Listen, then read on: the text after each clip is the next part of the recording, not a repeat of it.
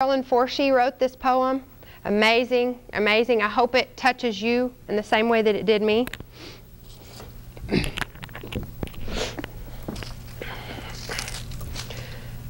The park bench was deserted as I sat down to read, beneath the long, straggly branches of an old willow tree.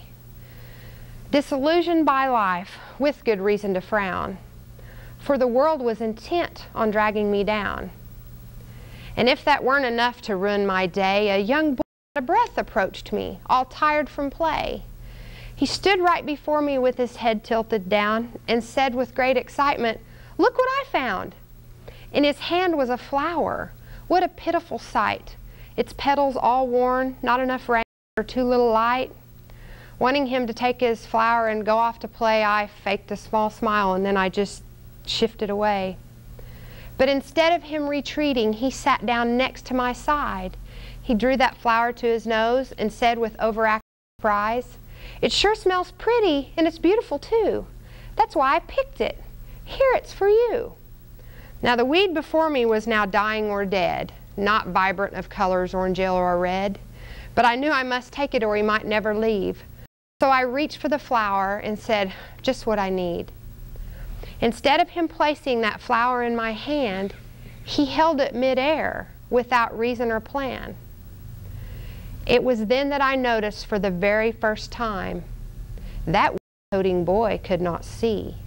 He was blind. I felt my voice quiver.